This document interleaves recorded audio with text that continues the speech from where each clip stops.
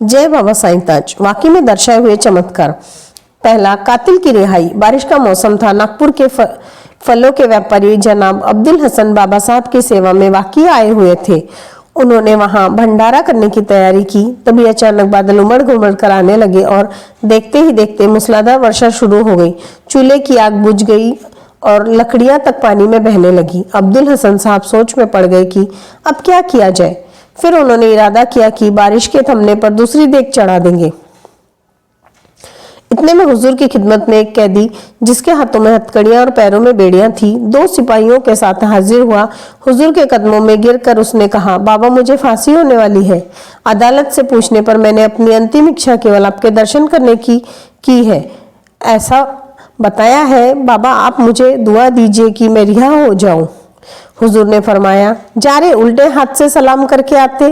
और अब्दुल हसन के पिता की ओर मुड़कर आज्ञा दी कि इसे नियाज का खाना खिला दो रे। हुजूर की आज्ञा होते ही सभी लोग देख के पास डरते डरते पहुंचे, क्योंकि मूसलाधार बारिश में खाना पकना मुश्किल था। लेकिन जब जाकर देखा तो खाना पक चुका था। बारिश की धीमी धीमी फुहारें पड़ रही थी। हुजूर की आज्ञा के मुताबिक उसे भंडारे का खाना खिलाया गया। कैदी से जब पूछा गया कि उसे फांसी की सजा किस कारण हुई है, तब पता चला कि उसने अपने एक नौकर को अपनी बेटी के साथ अनैतिक काम करते हुए देख लिया था और उसे कत्ल कर डाला था। उसकी बेटी डर के मारे भाग निकली, वरना वह भी मौत के घाट उतारी दी जाती। बाबा साहब के आशीर्वाद पर उस कैदी को विश्वास हो गया था कि वह जल्द ही रिहा हो जाएगा। चूंकि हुजूर का इशारा हाईकोर्ट में अपील करने का था, उस कैदी ने वैसा ही किया और अपील में मृत्यु दंड से वह बरी हो गया। दूसरा, वाकी शरीफ से मक्का शरीफ। एक बार एक वयोवृद्ध हाजी मक्का शरीफ से हज करके नागपुर तशरीफ लाए और तांगे वाले से पूछने लगे कि नारंगी नागपुर में वागी कहाँ है। नारंगी के नागपुर में वागी कहाँ है। उनके इस सवाल से सभी सोच में पड़ गए। अलबत्ता नारंगी का नागपुर यही है, लेकिन वागी नाम की कोई जगह यहाँ मौजूद नहीं है। इसी उधेड़ बुन में लोग थे कि नागपुर के जनाब अहमद खां साहब वहां पहुंचे और पूछताछ की। तब उस वयोवृद्ध हाजी साहब ने उन्हें भीड़ से अलग ले जाकर बताया कि मैं हज करने गया था। वहां एक मुकाम पर मैंने देखा कि हरे रंग का कुर्ता पहने, दोनों हाथ बांधे एक बुजुर्ग खड़े हैं। मैंने सोचा कि कोई पहुंचे हुए योगी लग रहे हैं। चुनाजे में उनके चरण स्पर्श करने आगे बढ़ा तो ही आप मद्रासी लहजे में बोले, यहाँ नको रे, नारंगी के नागपुर के करीब वागी है, वहां आओ। चुनाजे में नागपुर आया हूँ, लेकिन वागी का कहीं पता नहीं चलता।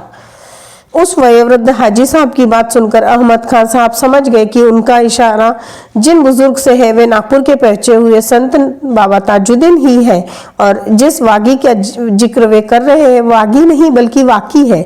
तब उन्होंने हाजी साहब को वाकी शरीफ जाने के लिए मार्गदर्शन किया।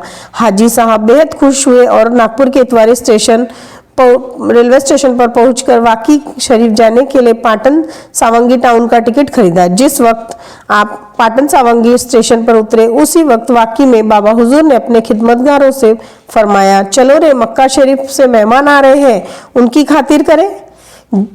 जो ही हाजी साहब वाकी पहुंचे तो हुजूर के दर्शन किए और दौड़कर उनके कदमों में गिर पड़े। उन्होंने देखते ही पहचान लिया कि मक्का शरीफ की राह में उस मुकाम पर जिस बुजुर्ग का दर्शन हुआ था वे यही है। तब से हाजी साहब हुजूर की सेवा में ही रहने लगे। तीसरा, संतति का वरदान।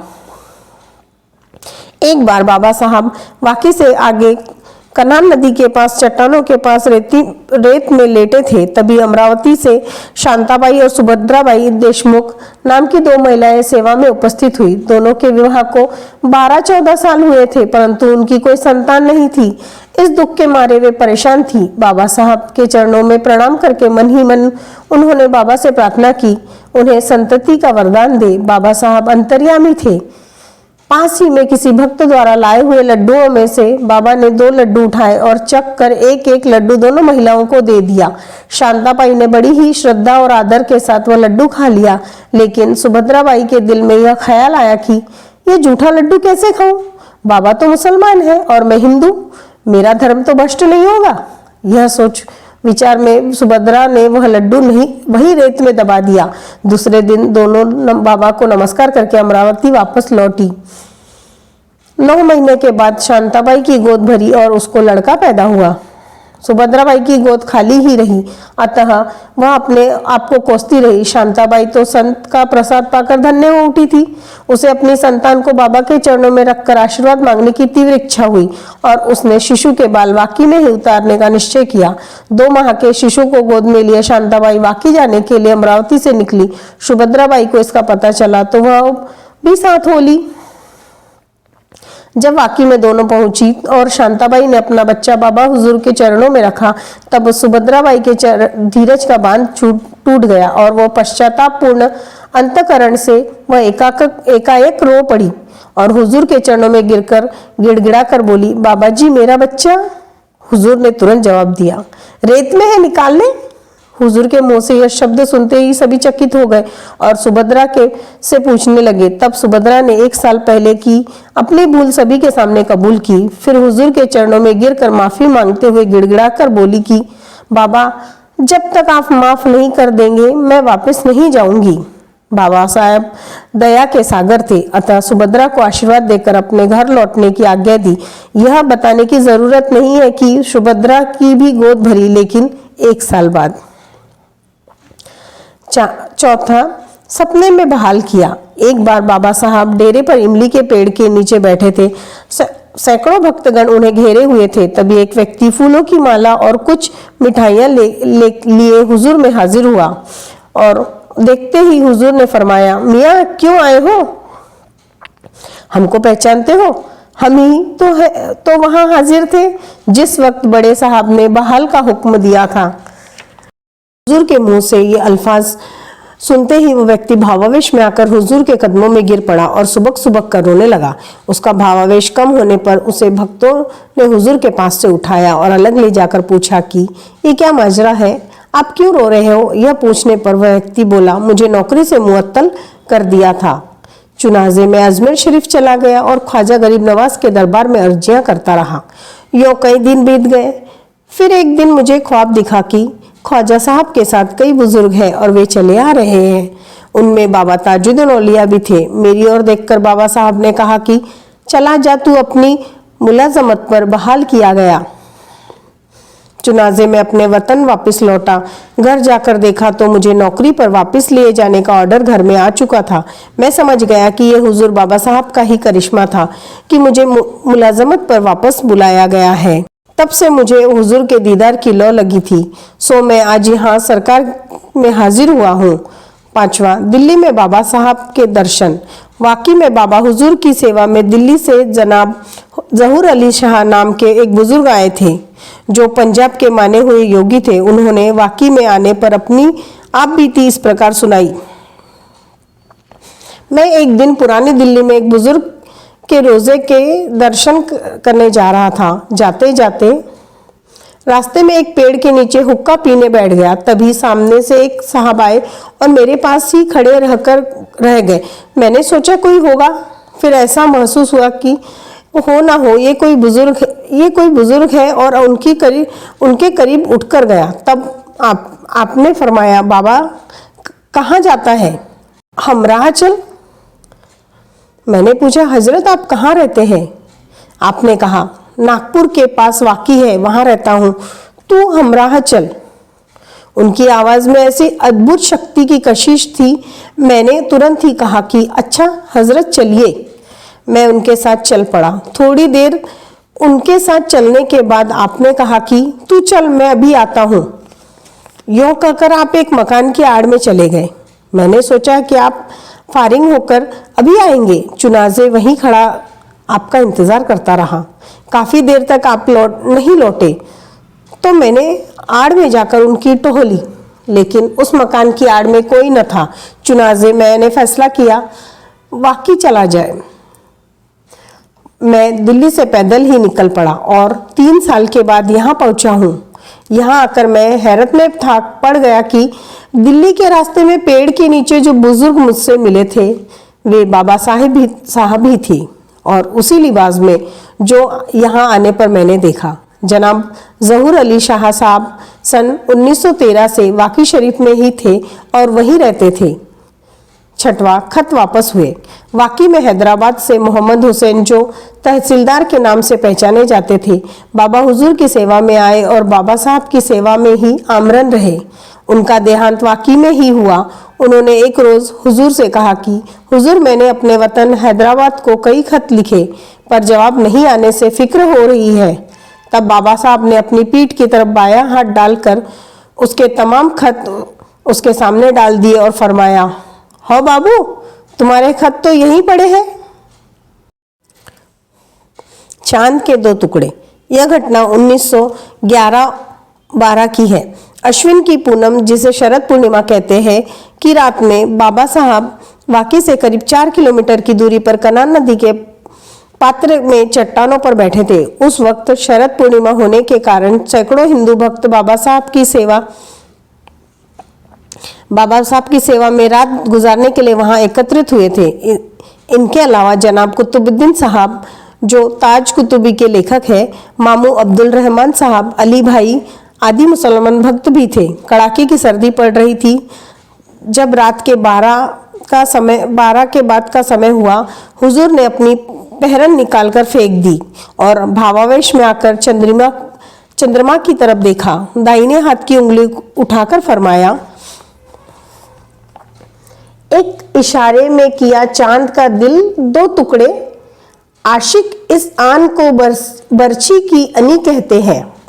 सैकड़ों लोगों ने चांद की तरफ देखा तो चांद के 2 टुकड़े हो गए थे। जो ही बाबा साहब ने अपनी उंगली नीचे की, चांद के दोनों टुकड़े जुड़कर पूरा बिंब पुनः जगमगाने लगा। फिर बाबा साहब ने अपनी उंगली उठाकर चांद के बीच में से चलाते हुए फरमाया, हौजी हजरत, चांद के 2 टुकड़े हो गए। फिर से चांद के 2 टुकड़े हुए और बाबा साहब ने उंगली को नीचे की ओर लाते ही फिर से चांद की दोनों फांके जुड़ गई। 8वां, 30 साल पुरानी बीमारी से रिहाई। नागपुर के मशहूर संगीतकार श्री श्रीधर राव जी वाकेकर ने बाबा हुजूर की रूहानी ताकत का करिश्मा बतलाते हुए कहा कि आपके वालिद श्री तुकाराम जी वाकेकर पांढुर्णा के सेठ नारायण दास के यहाँ मुनीम थे। आपको 30 साल पुरानी खांसी की शिकायत थी। रात में नींद हराम हो गई थी। खांसते खांसते और बलगम थूकते थूकते परेशान हो गए थे। आपके हुजूर की रूहानी ताकत के निस्तंभ सुन रखा था। दिल ही दिल में आपने हुजूर की इबादत की। कुछ दिनों बाद सेठ साहब का काम लेकर आप वाकी शरीफ में दाखिल हुए। वाकी में सेठ साहब का बगीचा था। वहां आपने सेठ साहब के साथ मुकाम किया। दूसरे दिन आपको पता चला कि हजरत बाबा ताजुद्दीन बगीचे के बाहर कुछ दूरी पर एक दरख्त के नीचे बैठे हैं। सुबह का वक्त था, इसलिए श्री तुकाराम जी वाकेकर ने सोचा कि हुजूर की खिदमत में चाय लेकर जाऊं।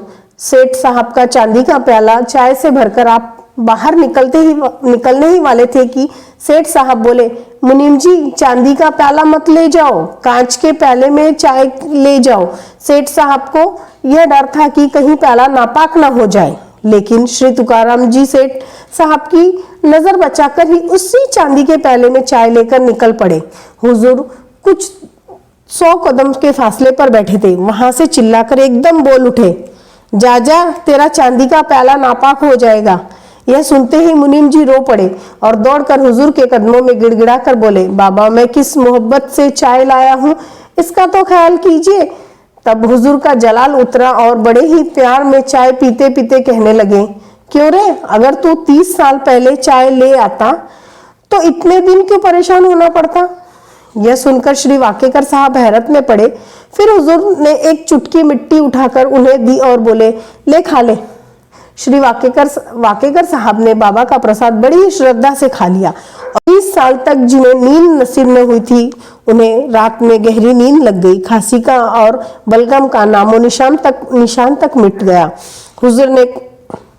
हुजूर से कोई बात छिपी नहीं रहती।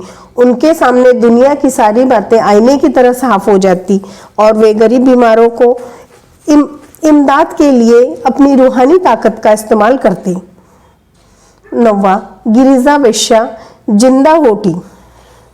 गिरजी नाम की एक वेश्या मुद्दत से बीमार थी। डॉक्टरों व हकीमों ने उसकी जिंदगी से निस्बत मायूसी अख्तियार कर ली। एक दिन वाकी के श्री काशीनाथ पाटिल ने अपने आदमी को गिरिजा को देखने के लिए भेजा। आदमी ने देखा तो गिरिजा मर चुकी थी। उसने यह खबर पटेल साहब को जाकर दी। पटेल ने आदमी से कहा, तुम जाकर हुजूर से पूछो कि गिरिजा मर गई है, उसे जलाया जाए या दफन किया जाए। हुजूर उस रात वाकी के जंगल में ठहरे थे। सुबह एक आदमी को चाय देकर फरमाया, जाओ यह चाय गिरिजा को पिला दो। इधर पटेल का आदमी जलाने या दफन करने के बाबत पूछने जा रहा था, उधर बाबा साहब का भेजा हुआ खादिम चाय लेकर आ रहा था। रास्ते में दोनों की मुलाकात हुई। पटेल साहब के आदमी ने हुजूर के खादिम से कहा कि अरे भाई, अब तो गिरजा मर चुकी है, चलो वापस हुजूर के पास चले। यह सुनकर हुजूर के खादिम ने कहा कि मुझे हुजूर ने हुक्म फरमाया है कि गिरिजा को चाय पिलाओ, इसलिए हुक्म की तामील किए बिना मैं वापस नहीं लौटूंगा।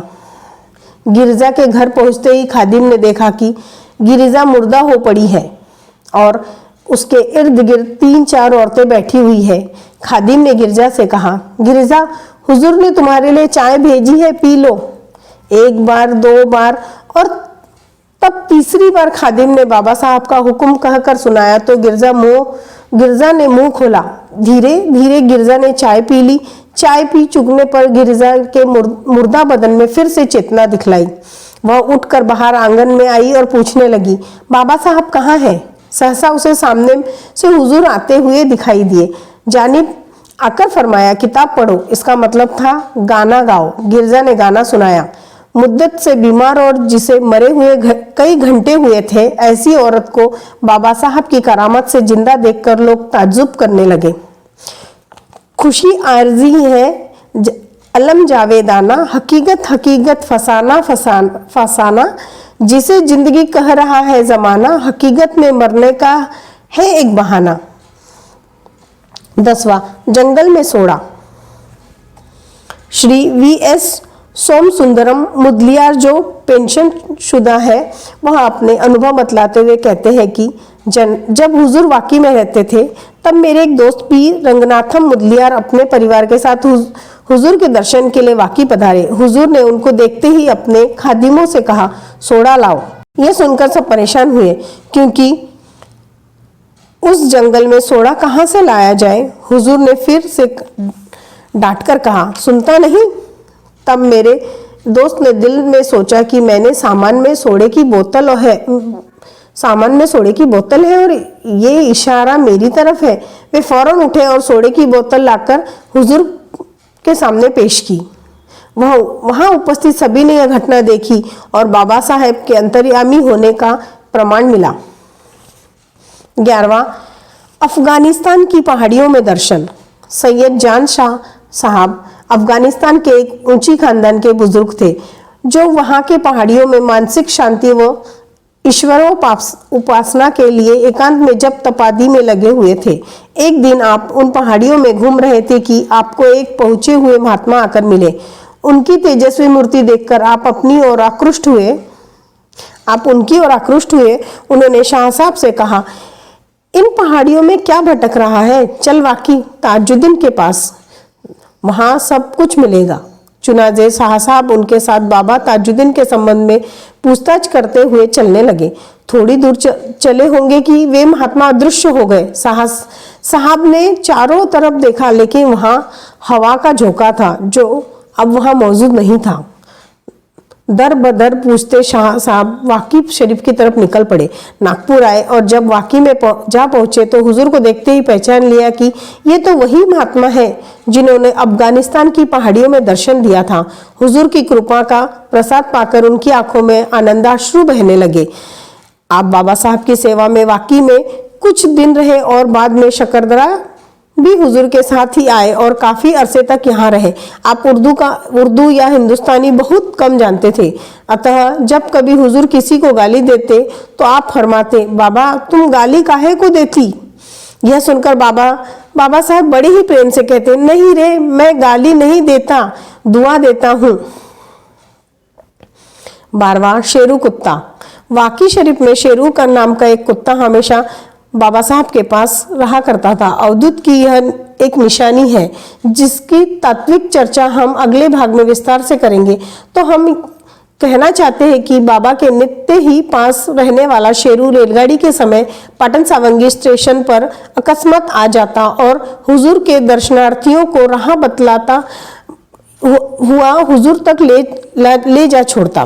अगर हुजूर गांव में या नदी के किनारे किसी स्थान पर होते तो शेरू बराबर उसी स्थान तक लोगों को पहुंचा देता। बाबा साहब के सभी भक्त गणों को शेरू के इस कार्य का पता चल गया था, अतः लोग रेलगाड़ी से उतरते ही शेरू के पीछे हो लेते और वहां आगे आगे चलकर राह बतलाया करता था। एक दिन बहुत से भक्त वाकी आ रहे थे। स्टेशन पर शेरू को न पाकर सोचने लगे कि आज शेरू क्यों नहीं आया। राह चलते चलते सभी शेरू के अद्भुत गुणों एवं कार्य की तारीफ कर रहे थे। बातचीत में रास्ता तय करके आप डेरे पर आ पहुंचे, लेकिन हुजूर डेरे पर नहीं थे। तब भक्तगण उनकी खोज में जंगल की तरफ निकल पड़े। जंगल में चलते चलते एक स्थान पर उन्होंने देखा कि शेरू मरा पड़ा है। उन्हें बहुत दुख हुआ और वे आगे बढ़े। सहसा हुजूर सामने से आते हुए दिखाई दिए। लोगों ने चरण छूकर प्रणाम किया और शेरू की मौत का हाल हुजूर को सुनाया। हुजूर बोले, नहीं रे, चल देखेंगे कहाँ है। और हुजूर निकल पड़े। भक्तगण उन्हीं के साथ निकले। शेरू की लाश के पास पहुंचते ही हुजूर ने हुक्म दिया कि इसे टोकरी में डालकर हमारे साथ चलो। चुनाजे शेरू की लाश को उठाकर जब टोकरी में डाला गया, तब हुजूर ने अपना कुर्ता उतारकर शेरू को उड़ा दिया। एक भक्त ने टोकरी सिर पर उठा ली और बाबा साहब के पीछे चल पड़े। चंद कदम ही चले थे कि होंगे कि टोकरी में मरा पड़ा हुआ शेरू एकदम कूदकर बाहर निकल आया। इस घटना के बाद शेरू चंद रोज जिंदा रहा और फिर सचमुच मर गया। उसके मरने पर बाबा साहब ने अपना सफेद झब्बा उतार कर सेवकों को देते हुए फरमाया, इसे अस्पताल के पास दफन कर दो। आज भी वाकी शरीफ में बाबा साहब के अस्पताल के पीछे करीब 100 कदमों पर शेरू की मजार है। पागल कुत्ते के काटे हुए रोगी आज भी शेरू की मजार पर जाकर अगरबत्ती लगाते हैं और रोग मुक्त होते हैं। अस्पताल और शेरू की मजार के बीच जो कुआं है, वह बाबा के एक भक्त जनाब करीमुल्ला रंगरेज ने बनवाया है। 13. शेर का कुर्निसात करना। गर्मी के मौसम में शाम के वक्त एक दिन हुजूर डेरे से निकलकर कन्हान की ओर चल पड़े। उनके साथ भक्त परिवार भी चल पड़ा। सूर्यास्त की बेला थी। सरकार ताजुल औलिया तेजी से कन्हान नदी के पास पानी में चल पड़े और बीच में जो चट्टानें हैं उन पर जा पहुंचे। अंधेरा घिर रहा था। हुजूर के साथ जो भक्तगण थे वे काफी पीछे पड़ चुके थे। सिर्फ एक भक्त दौड़ता हुआ उनके साथ साथ वहां पहुंच चुका था। उन ऊंची चट्टानों की आड़ में हुजूर बैठ गए और जलाल में सामने बैठे हुए उस भक्त से कहा, नको रे, घबरा नको। भक्त ने कहा, हुजूर आपके होते हुए क्यों घबराऊं? तुरंत हुजूर के पीछे वाली चट्टान का तकिया बनाकर लेट गए और तभी सामने से एक बड़ी भारी शेर वहां आया। सामने वाले दोनों पैरों को दबाकर सिर झुकाए धीरे धीरे हुजूर की तरफ बढ़ने लगा। हुजूर लेटे ही रहे और कुछ अनमिल भाषा में बोले। शेर हुजूर के पैरों के पास पहुंचा। हुजूर के तलवों के बीच 3 बार जीभ से चाटकर वह पीछे पीछे सरकने लगा। यह 7-8 कदम पीछे चलकर मुड़ा और एक छलांग लगाकर आंखों से ओझल हो गया। यह घटना उक्त भक्त ने जनाब गुल मोहम्मद साहब के, जो हुजूर की खिदमत में वाकी शरीफ में रहते थे, उनके पास बयां किया। इससे जाहिर है कि सरकार ताजुल औलिया की हुकूमत सिर्फ इंसानों पर ही नहीं, खूंखार शेर जैसे जंगली जानवरों पर भी हुआ करती थी। 14. इत्र की खुशबू। जनाब गुल मोहम्मद साहब ने बतलाया कि एक दिन पाटन सावंगी गांव से दोपहर में गणपतराव नाम का एक नाई हुजूर की सेवा में उपस्थित हुआ। हुजूर वाकी के जंगल में बैठे हुए थे। भक्त मंडली हुजूर के चारों तरफ से घेर कर बैठी थी। जो ही गणपतराव ने हुजूर के चरणों को स्पर्श करके प्रणाम किया, हुजूर ने पास में ही पड़ी विष्ठा अपने हाथों से उठाकर उसे प्रसाद के रूप में दे दी। हाथों में मैला तो ले लिया, लेकिन गणपतराव के दिल में घिन पैदा हुई और वह सोचने लगा कि सरकार ताजुल औलिया जरूर ही उससे नाराज है और अवकुपड़ा हुई है। वह तुरंत गांव की ओर लौटा और रास्ते में बाबा साहब द्वारा दिया हुआ मैला उसने फेंक दिया। दूसरे दिन वह अपना झोला लेकर गांव में हजामत बनाने निकल पड़ा। एक घर में उसे बुलाया गया। जब वह हजामत बनाने बैठा तो उसके हाथों में से ऊंचे इत्र की खुशबू आती देखकर ग्राहक ने पूछा कि ये इत्र कहाँ से लाए हो। गणपतराव ने जब अपने हाथों को सूंघ कर देखा तो उसे आश्चर्य हुआ, क्योंकि सचमुच ही उसके हाथों से ऊंचे इत्र की खुशबू आ रही थी। उसी वक्त उसे स्मरण हुआ कि कल हुजूर ने अपने हाथों से जो विष्ठा रखी थी उसी का प्रताप तो नहीं है। इस ख्याल के आते ही उसकी आंखें छलछला आई और उसने गदगद स्वरों में कल वाली घटना उन्हें सुनाई और वह बोला, मेरी किस्मत फूट गई, क्योंकि हुजूर ने मुझे खुशबू का खजाना दिया था और मैंने मूर्खतावश उसे रास्ते में ही फेंक दिया था। वह जोर जोर से रोने लगा, लेकिन अब वक्त निकल चुका था। वह पछता रहा था। जनाब गुल मोहम्मद साहब का कहना है कि उस नाई के हाथों से 6 महीनों तक लगातार खुशबू आती रही। 15 बंबई के मौलियों को सबक। हुजूर के नाम का डंका पूरे हिंदुस्तान में बज रहा था। हिंदू तो भगवान का अवतार मानते ही थे, मुसलमान भी उनके चरणों की शरण में आते थे। चूंकि इस्लाम में सिवा खुदा के किसी के सामने सिर नहीं झुकाया जाता, मुसलमानों का इस कदर बाबा साहब के चरणों में प्रणाम करना शरीयत के पाबंद मौलियों को नागवार गुजरे, इसमें आश्चर्य नहीं। आज भी ऐसे सैकड़ों लोग हैं जिनकी तंगदिली दूर नहीं हो पाई है। बाबा साहब का नाम सुनकर बंबई से 6 मौलवी वाकी शरीफ में गरज से आए थे कि आखिर आजमाइश करके देखे कि इनकी शख्सियत क्या है। उस वक्त बाबा साहब कन्ना नदी की चट्टानों पर बैठे थे। सैकड़ों भक्तों का हुजूम साथ था। ये 6 मौलवी वहाँ पहुँचे। उनमें से 5 तो हुजूर के सामने बैठे और एक पीछे बैठकर दरूद शरीफ पढ़ने लगे। जो ही उनके मुंह से अल्लाहुम्मा सोले निकला, हुजूर ने मुड़कर पीछे देखा और फरमाया, हो बाबू, बड़ी आजमाइश करते रहे। हुजूर के इतना कहते हुए मौलवी एकदम से होशो हवास खो बैठा, शरीर के वस्त्र फाड़ने लगा और पागलों की तरह चिल्लाने लगा। उसका धर्म ज्ञान एक क्षण में ही लुप्त हो गया। उसकी ये हालत देखकर उसके पांचों साथियों को अचंभा हुआ। फिर भी उन्हें अपने इल्म पर घमंड था। उन्होंने अपने पागल साथी को इल्म की ताकत से अच्छा करने का निश्चय किया। लगातार 8 दिनों तक वे 5 मौलवी कुरान शरीफ के कुछ खास आयतें पढ़कर पानी देते रहे, अपनी पूरी विद्या को कसौटी पर लगाते रहे, लेकिन उसकी हालत में रत्ती भर भी फर्क न आया। आखिरकार हार कर वे 5 मौलवी हुजूर की शरण में आए और अपना घमंड भुलाकर गिड़गिड़ा कर क्षमा याचना करने लगे। लगातार 5 दिन तक वे हुजूर के पास बैठकर गिड़गिड़ाए। अब उनका इल्म का घमंड चूर चूर हो चुका था। तब सरकार ताजुल औलिया ने उनकी तरफ मुखातिब होकर हिदायत दी, हौजी हजरत, हम भी रंगरेज हैं। अब उनका इल्म का घमंड चूर चूर हो चुका था। तब सरकार ताजुल औलिया ने उनकी तरफ मुखातिब होकर हिदायत दी, हौजी हजरत, हम भी रंगरेज हैं, अपने रंग में रंग लेते हैं। फिर उस पागल मौलवी की तरफ देखकर फरमाया, हौजी, अल्लाह अल्लाह करते।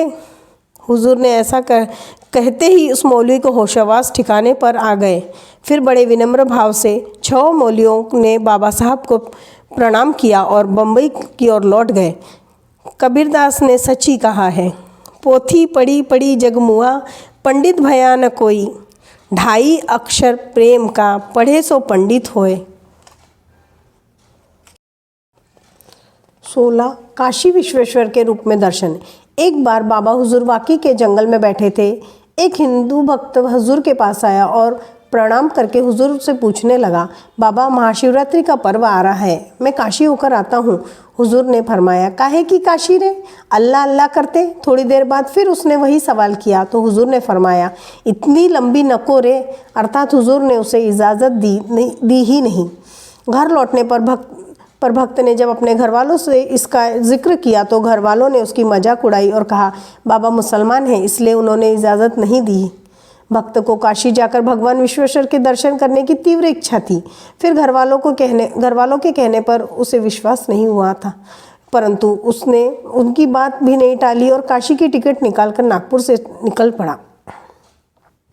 महाशिवरात्रि के पर्व पर गंगा जी में स्नान कर वह अपने बाल बच्चों के साथ भगवान काशी विश्वेश्वर के मंदिर में जा पहुँचे। जो ही उसने हाथ जोड़कर भगवान शंकर की पिंडी को नमस्कार किया। उससे आश्चर्य का धक्का लगा क्योंकि वहाँ भगवान शंकर की पिंडी पर हुजूर बाबा साहब बैठे हुए दिखाई दिए। उसने अपनी आंखों को मल कर पुनः देखा तो वही दृश्य दोबारा दिखाई दिया। तीसरी बार भी जब उसने वही दृश्य देखा तो उसके होशो हवास गुम हो गए। वह वैसे ही पलटा और सीधे बाहर निकल पड़ा और उसके पीछे उसके घर वाले भी निकले, लेकिन उससे होश नहीं था। वह सीधे स्टेशन की तरफ पैदल ही निकल पड़ा। बेचारे घर वाले परेशान होकर उसके पीछे पीछे हो लिए। स्टेशन पर पहुंचने पर सामने जो भी गाड़ी दिखाई दी उसी पर वह सवार हुआ और सीधे नागपुर लौट आया। नागपुर में उतरकर सीधे वाकी को चला। जब वह वाकी गांव के करीब पहुंचा तो उसे पता चला कि हुजूर गांव में ही काशीनाथ राव पाटिल के घर पर है। वहाँ गांव की तरफ तेजी से चल पड़ा। उधर काशीनाथ राव पाटिल की हवेली के सामने एक चौरंग पर बैठाकर बाबा हुजूर को नहलाया जा रहा था। हुजूर पूर्णतः दिगंबरावस्था में थे। जो ही वह भक्त दूर से आता हुआ दिखाई दिया, हुजूर एकदम जलाल में आ खड़े हुए और खड़े होकर दोनों हाथ कमर के नीचे दोनों पैरों के बीच में लगाकर बोले, हरे देख लो काशी। वह भक्त आंखों में आंसू भरे दौड़ता हुआ हुजूर के चरणों में गिर पड़ा और बाबा मुझे माफ़ कर दो कहता हुआ गिड़गिड़ा कर रोने लगा। बाबा साहब तुरंत ही शांत हुए और फरमाया, काहे की काशी रे, हम ही तो है। वहाँ उपस्थित भक्तों की समझ में हुजूर के इन इशारों का अर्थ नहीं आ पाया। वे मुड़वत खड़े ही रह गए। बाद में उस भक्त ने सब घटना सुनाई जो उसने काशी विश्वेश्वर के मंदिर में देखी थी। इस प्रकार बाबा साहब अंतर्यामी भगवान स्वरूप थे। जय बाबा ताजुद्दीन।